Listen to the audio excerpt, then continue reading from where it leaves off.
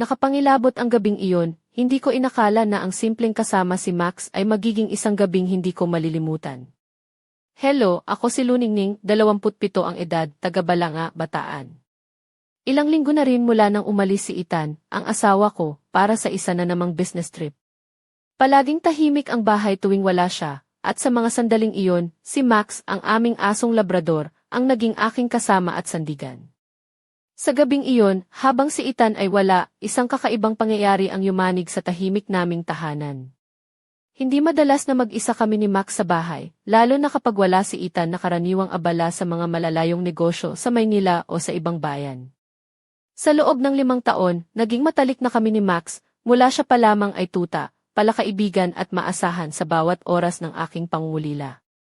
Ngunit sa gabing iyon, kakaiba ang hangin sa bahay. Ang tahimik na parang may nakatago, at kahit anong gawin ko, hindi mapawi ang pagkabagabag sa dibdib ko. Nagsimula ang gabi sa isang madilim pero mahinahong hapunan, at pagkatapos ay naupo ako sa lumang sofa ng aming sala, hawak ang isang baso ng paborito kong alak habang si Max ay nakahiga sa aking mga paa, na tila ba naunawaan ang bigat ng aking damdamin. Isang malamlam na liwanag ang bumalot sa amin, habang ang malamig na simoy ng hangin mula sa bintana ay nagdala ng kakaibang lamig sa loob ng bahay.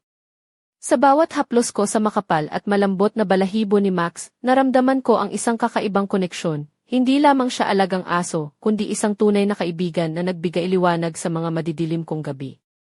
Hanggang sa sumambulat sa akin ang isang tanong na matagal ko nang iniisip, napapansin kaya ni Ethan kung gaano ako nalulungkot kapag siya ay wala. Sa mga gabing ito, si Max ang tanging nagbibigay init sa aking puso, at sa kanyang mga matang matangay, natagpuan ko ang isang uri ng pag-unawa na matagal ko nang hinahanap. Sa mga sandaling iyon, habang nakayakap sa kanya, naisip ko na kahit gaano man kalayo si Ethan, at kahit gaano man kadami ang kanyang mga responsibilidad, may isang nilalang na palaging nandito para sa akin, si Max. At sa gabing iyon, hindi ko inakala na ang simpleng kwento ng aming mag-isa na gabi ay magdadala sa akin sa isang paglalakbay na puno ng pag-asa, misteryo, at mga lihim na hindi ko pa naunawaan.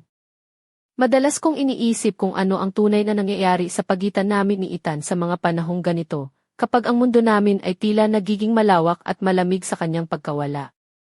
Sa mga gabi na nag-iisa lang kami ni Max sa aming bahay sa poblasyon, Balanga, ramdam ko ang bigat ng katahimikan, na para bang may kulang sa bawat sulok ng aming tahanan. Hello ulit, ako pa rin si Luningning. Sa edad na 27, marami na akong naranasan sa buhay, ngunit sa gabing ito, ang pangyayari ay ibang-iba. Ang kwento ko ay tungkol sa isang gabi na puno ng pagninilay at paglalim ng aking mga damdamin, habang kasama ko si Max, ang aking asong labrador na naging pinakamalapit kong kaibigan. Bago pa man dumating ang gabi, naramdaman ko na ang pagbabagong ito sa aming buhay. Si Ethan, ang asawa ko, ay madalas na umaalis para sa kanyang mga business trip. Hindi ko naman siya sinisisi, alam kong ginagawa niya ito para sa aming kinabukasan. Ngunit habang lumalalim ang gabi, nararamdaman ko ang distansya ng aming relasyon, parang kami ay nagiging magkasama sa iisang bahay pero hiwalay sa damdamin. Ang aming bahay sa Balanga ay malawak, may malaking bakuran kung saan madalas naglalaro si Max sa araw. Ngunit sa mga gabing ganito, ang bahay ay nagiging isang malaki at malamig na lugar kung saan ang tanging kasama ko ay si Max.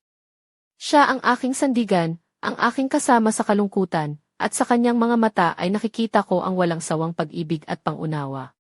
Nang gabing iyon, matapos ang isang mahinang hapunan, naupo ako sa sofa at tinanaw si Max habang nagpapahinga sa aking mga paa. Ang mga mata niyang kayumanggi ay puno ng init at pagkaunawa na hindi ko maipaliwanag.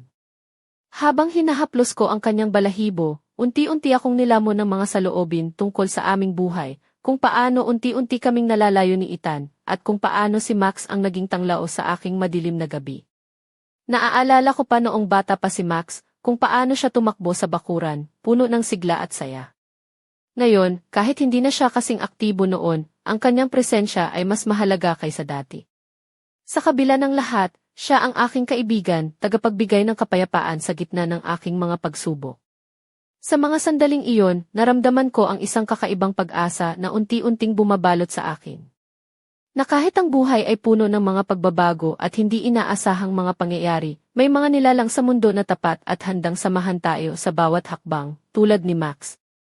At sa gitna ng katahimikan, habang si Max ay nakayakap sa akin, napagtanto ko na ang gabing ito ay simula pa lamang ng isang kwento na magpapabago sa aking mundo, isang kwento ng pag-ibig, pagkakaibigan, at mga lihim na kailangang tuklasin. Sa mga araw na dumaan bago ang gabing iyon, napansin ko ang unti-unting paglayo namin ni Ethan. Hindi ko maipaliwanag kung paano nagsimula, ngunit parang maihadlang na pumagitna sa aming dalawa, isang bagay na hindi namin kayang lampasan kahit na pareho kaming nandito sa iisang bahay sa bayan ng Balanga. Ako si Luningning, 27 taong gulang, at sa buhay kong ito, kinailangan kong harapin ang mga araw na tila nagiging mahaba at malungkot. Habang si Ethan ay abala sa kanyang mga biyahe sa Maynila para sa negosyo, ako naman ay naiwan na nag-iisa kasama si Max, ang aming asong labrador na naging matalik kong kaibigan at kasama sa bawat sandali ng aking kalungkutan. Bago pa man ang gabing iyon, madalas akong magmuni-muni sa aming relasyon. Si Ethan ay mabuting tao, responsable at mapagmahal, ngunit ang kanyang mga paglalakbay ay nagdulot ng distansya na hindi namin inaasahan.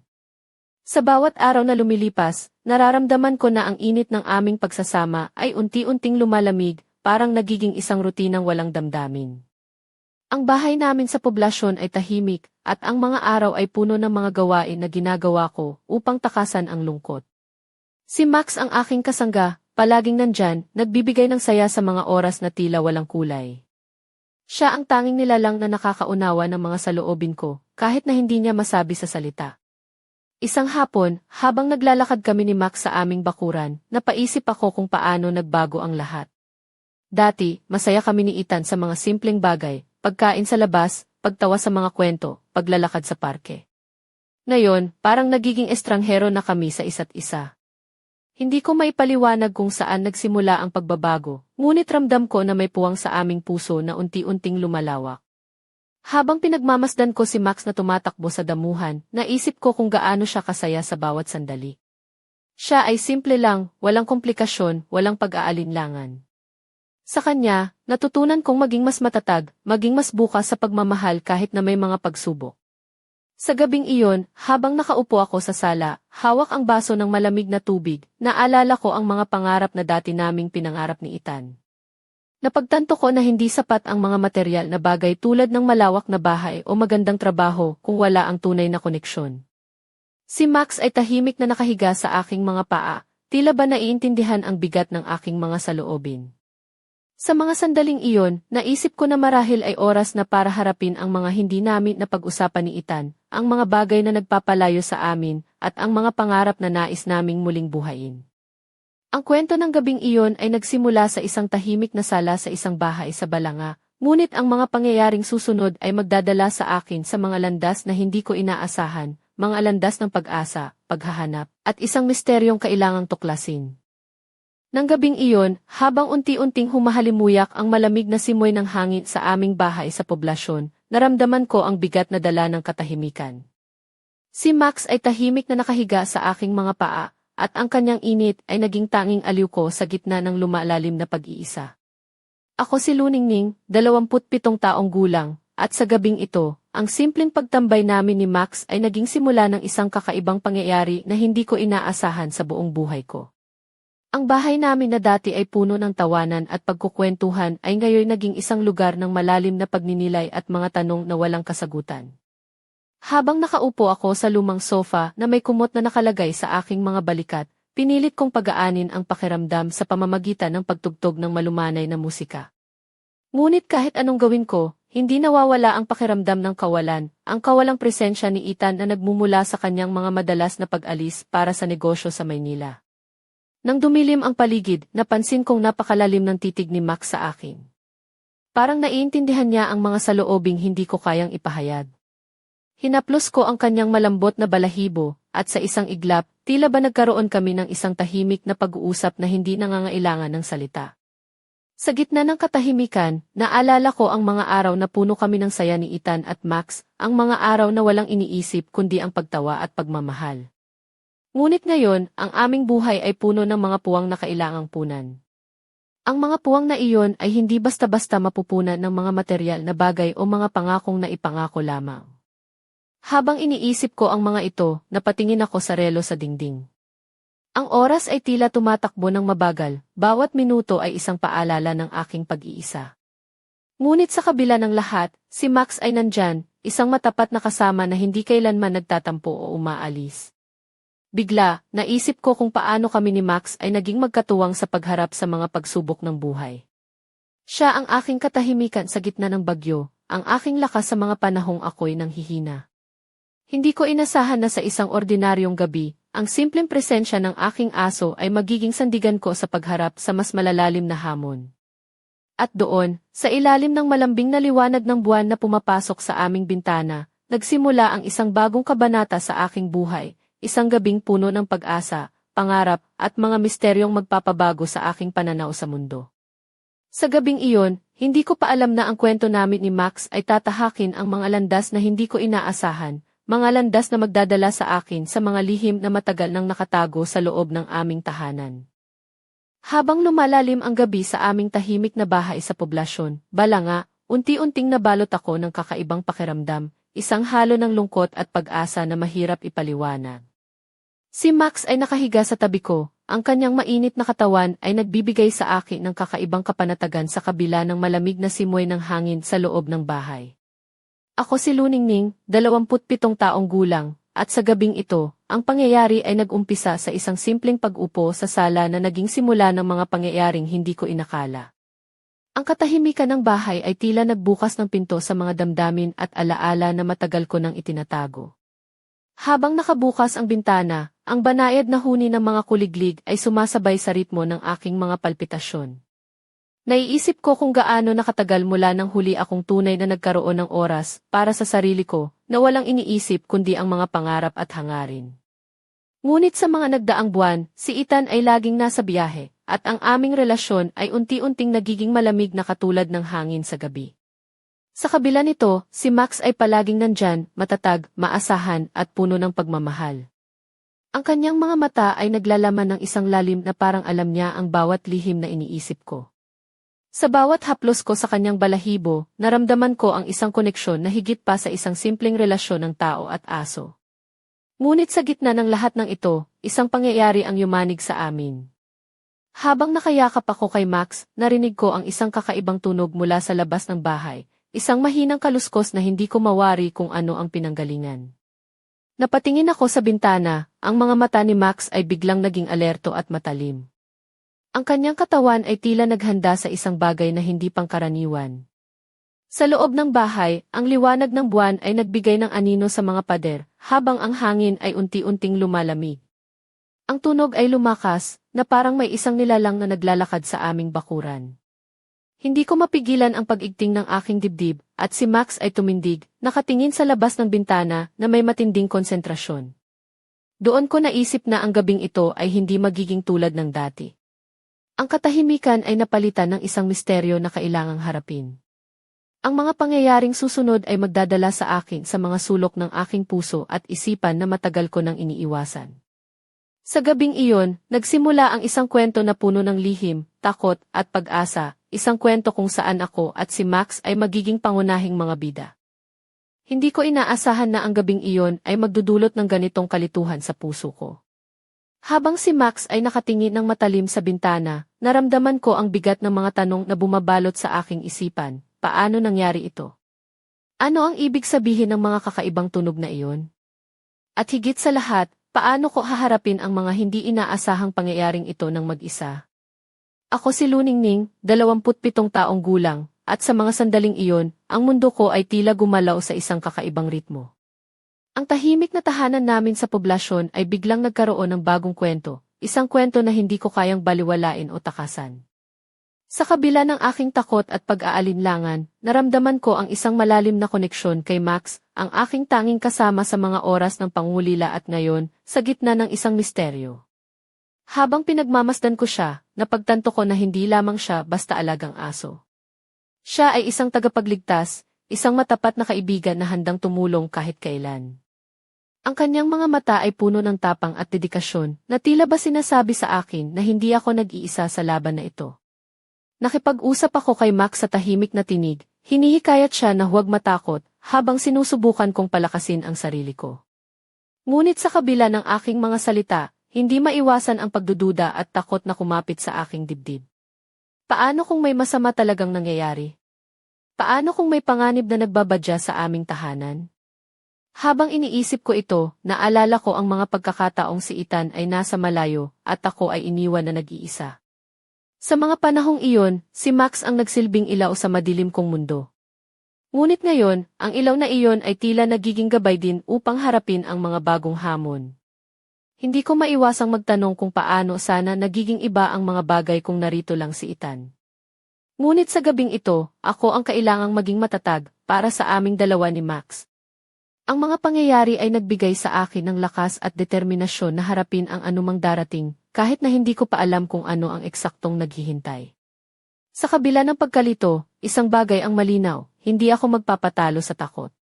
Sa tulong ni Max, handa akong harapin ang mga lihim at misteryong nakatago sa dilim ng aming tahimik na gabi. Ngunit hindi ko pa alam na sa likod ng mga pangyayaring ito ay may isang mas malaking kwento na magpapabago sa lahat ng aking inaakala tungkol sa buhay at pag-ibig. Habang abala ako sa pag-iisip, biglang may kumatok sa pintuan ng bahay namin sa poblasyon. Ang tibok ng puso ko ay biglang sumabog sa dibdib ko, halos hindi ko marinig ang sarili kong hininga. Si Max ay tumindig agad, ang mga tenga niya ay nakatutok, ang katawan niya ay handang tumugon sa anumang banta. Hindi ko inaasahan ang ganitong pangyayari, sa mga gabing madalas ay tahimik at payapa ang paligid, ngayon ay may isang hindi inaasahang bisita. Ako si Luningning, 27 taong gulang, at sa gabing iyon, ang katahimikan ng aming tahanan ay biglang naputol ng isang malakas na katok. Hindi ko alam kung sino ang nasa kabilang bahagi ng pinto, ngunit ramdam ko na ang bawat sandali ay puno ng tensyon at pangamba. Ang dilim sa labas ay parang sumasakop sa buong paligid, habang ako ay nakatayo roon, nagdadalawang isip kung bubuksan ko ba ang pinto o hindi. Sa kabila ng takot, pinilit kong magpakalakas ng loob. Sino po ba iyon? Tanong ko nang may nanginginig na tinig. Walang sagot ang bumalik, ngunit naramdaman kong may isang presensya sa labas. Ang mga yapak ay unti-unting lumalapit, at si Max ay nagsimulang umungol, isang babala na hindi ko dapat baliwalain. Habang nakatitig ako sa pintuan, napansin kong may isang maliit na bagay na nahulog sa harap nito, isang piraso ng papel na tila may nakasulat. Kinuha ko ito ng may pag-iingat, at binasa ang mga salita na nakasulat sa madilim na tinta, hindi ka nag-iisa, Luningning. Mag-ingat ka. Hindi ko maintindihan kung sino ang nagpadala ng mensaheng iyon, ngunit ang puso ko ay kumabog ng mabilis. Ano ang ibig sabihin nito? Sino ang nagbabala sa akin? At higit sa lahat, bakit ako? Habang si Max ay nakapwesto sa aking tabi, handang protektahan ako, naramdaman ko ang isang kakaibang pangyayari na magpapabago sa takbo ng aking buhay. Ang gabing iyon ay hindi na lamang tungkol sa aking kalungkutan o sa pag-iiwan ni Ethan. Ito ay naging simula ng isang misteryo, isang lihim na kailangang tuklasin at harapin. Ang mga susunod na sandali ay magdadala sa akin sa isang masalimuot na kwento na puno ng panganib, pag-asa, at mga pagsubok na magpapalakas sa akin ng higit pa kaysa sa akala ko. Hindi ko pa alam kung ano ang naghihintay sa akin, ngunit isang bagay ang sigurado, ang aking buhay ay magbabago magpakailanman, at si Max ay magiging aking pinakamalapit na kasama sa paglalakbay na ito. Hindi ko inasahan na ang simpleng piraso ng papel ay magiging simula ng isang matindi at nakakabinging pangyayari sa aming buhay. Sa sandaling iyon, habang hawak ko ang papel na may babalangki hindi ka nag-iisa, Luningning. Mag-ingat ka, naramdaman ko ang isang malakas na kilabot na bumalot sa aking katawan. Si Max ay palapit sa pintuan, parang alam niya na may darating na hindi inaasahan. Ako si Luningning, 27 taong gulang, at sa gabing iyon, ang tahimik naming tahanan sa poblasyon ay naging sentro ng isang misteryo na hindi ko lubos maintindihan. Ang mga pangyayaring ito ay tila bang bangon mula sa isang bangungot na matagal ko nang tinatago sa ilalim ng kumot ng katahimikan. Pagbukas ko ng pinto, wala namang tao sa harap, tila ba nawala sa hangin ang nag-iwan ng babala. Ngunit ang hangin ay may dalang malamig na huni at ang mga dahon sa paligid ng aming bakuran ay dahan-dahang kumikilos. Si Max ay patuloy na nakatingin sa labas, nakahandang sumagip ako sa anumang banta. Sa loob ng bahay, nilagyan ko agad ang pinto ng kandado at pinatigil ang lahat ng ilaw upang hindi makatawag pansin. Ngunit ang takot ay hindi nawala, sa halip ito ay lumalim. Nagkaroon ako ng panibagong pagdududa, sino ang nagbabanta? Ano ang kanilang layunin? At bakit ako ang tinatarget? Habang nagmumuni-muni ako, napansin kong may mga kakaibang bagay na nangyayari sa paligid, mga maliliit na palatandaan na tila ba sinusuportahan ang babalang natanggap ko. May mga kalat na hindi ko iniiwan, mga senyales na tila nagpapahiwatig na may ibang nilalang na nagmamasid sa akin. Si Max ay naging mas alerto kaysa dati. Tuwing may tunog mula sa labas, mabilis siyang tumatayo, handang ipagtanggol ako. Ang kanyang mga mata ay nagliliwanag sa dilim, puno ng tapang at dedikasyon. Sa kanya ko naramdaman ang lakas na kailangan ko upang harapin ang mga hamon na dumarating. Hindi ko maalis sa isip ko ang tanong, ano ang ibig sabihin ng babalang ito para sa aming buhay? At paano ko malalampasan ang mga pagsubok na darating, lalo na sa gabi na puno ng dilim at misteryo? Sa gabing iyon, habang si Max ay nakayakap sa tabi ko, nagpasya akong hindi magpapadala sa takot. Habang ang mundo ay puno ng mga hindi inaasahang panganib, alam kong may isang bagay na mas malakas kaysa sa lahat, ang aming pagkakaibigan at ang aking determinasyon na protektahan ang aming tahanan. At sa kabila ng mga pangyayaring ito, may isang lihim na nagkukubli sa likod ng mga anino, isang lihim na magbubukas ng pinto sa isang mas malalim na kwento na hindi ko pa handang harapin, ngunit kailangang malaman. Hindi ko sukat akalain na ang gabing iyon ay magdadala ng ganoong tindi ng pangyayari, parang isang bagyong dumaan sa tahimik kong mundo at sumira sa lahat ng aking inaakalang matatag. Ang kwento na nagsimula sa isang simpleng gabi kasama si Max ay unti-unting umabot sa sukdulan ng tensyon na halos hindi ko na matiis. Ako si Luningning, 27 taong gulang, at sa kabila ng aking mga pangamba, hindi ko hinayaan na lamunin ako ng takot. Sa halip, ang bawat tunog sa dilim, bawat anino sa sulok ng bahay, ay naging isang hamon na kailangang harapin. Si Max, na palaging nakasuporta, ay naging aking sandigan sa bawat oras ng pangamba. Ang mga maliliit na palatandaan ng presensya sa aming paligid ay lumawak, may mga kalat na hindi ko iniiwan, kakaibang mga tunog sa gabi, at ang pakiramdam na may mga matang nagmamasid sa bawat kilos ko. Parang ang bawat sulok ng bahay ay may kwento na hindi pa nasasabi, mga lihim na matagal nang nakaimbak sa dilim. Isang gabi, habang nakayakap si Max sa tabi ko, napansin ko ang isang kakaibang liwanag na pumailan lang mula sa labas ng bintana. Hindi ito tipikal na ilaw ng poste o sasakyan, ito ay isang malabong kidlat na naglalaro sa dilim, sumasalamin sa mga ulap na dumadaan. Ang hangin ay lumakas, at naramdaman ko ang unti-unting pag-igting ng tensyon sa paligid. Sa gitna ng katahimikan, ang aking puso ay kumabog ng mabilis, ngunit sa kabila nito, naroon si Max, hindi natitinag, matapang, at handang ipagtanggol ako mula sa anumang panganib. Sa mga sandaling iyon, natanto ko na kahit gaano man kalakas ang unos, hindi ako nag-iisa. Ngunit sa likod ng lahat ng ito, may isang tanong na patuloy na bumabagabag sa aking isipan. Ano ba talaga ang nangyayari sa amin? Sino ang nagbabanta? At ano ang tunay na lihim na nakatago sa aming tahanan? Ang mga sagot sa mga tanong na ito ay tila nakatago sa dilim, nag-aabang ng tamang sandali upang lumabas. At habang ako ay naglalakad sa pagitan ng liwanag at dilim, ramdam ko na ang kwento ay papalapit na sa isang punto kung saan kailangang magpasya. Magpapatuloy ba ako sa takot, o haharapin ko ang lahat ng ito ng may tapang? Ang gabing iyon ay parang isang matinding bangungot na nagising ang lahat ng nararamdaman ko, takot, pag-asa, pagdududa, at higit sa lahat, ang hindi matitinag na pagmamahal ko kay Max na naging ilaw at lakas ko sa gitna ng unos. At sa pagtatapos ng gabi, nanatili ako sa tabi niya, nakayakap, handang harapin ang anumang susunod na pagsubok. Ngunit hindi ko pa alam na ang mga pangyayaring ito ay simula lamang ng isang mas malalim at mas madilim na kwento na magpapabago sa lahat ng aking inaakala tungkol sa buhay, pag-ibig at katapatan. Habang unti-unting humuhupa ang bagyong sumalubong sa amin sa gabing iyon, naramdaman ko ang isang kakaibang kapayapaan na dahan-dahang bumabalot sa aming tahanan sa poblasyon. Ang mga anino sa paligid ay tila naglaho pansamantala, at si Max ay nanatiling tahimik, nakayakap sa akin na tila ba sinasabi na hindi niya ako iiwan, gaano man kahirap ang darating. Ako si Luningning, 27 taong gulang, at sa kabila ng lahat ng nangyari, ang puso ko ay puno ng pag-asa at tapang. Ang gabing iyon ay nag-iwan sa akin ng mga tanong na walang kasagutan, mga lihim na hindi pa nahahayag, mga pangyayaring nagbunsod ng takot at pag-aalinlangan. Ngunit higit sa lahat, nagdala ito ng isang pangako, na kahit saan man kami dalhin ng buhay, hindi ako nag-iisa. Habang pinapatay ko ang mga ilaw at naghahanda na matulog, si Max ay tahimik na pumunta sa kanyang higaan sa dulo ng kama ko. Ang init ng kanyang katawan ay nagbibigay sa akin ng lakas na hindi ko maipaliwanag. Sa isang iglap, bumalik ang mga alaala ng aming mga araw na puno ng saya at pagmamahal, at ang mga pangarap na dati naming pinangarap ni Ethan. Ngunit sa likod ng lahat ng iyon, may isang misteryo na patuloy na bumabalot sa aming buhay, isang lihim na nagsisimula pa lamang magbukas.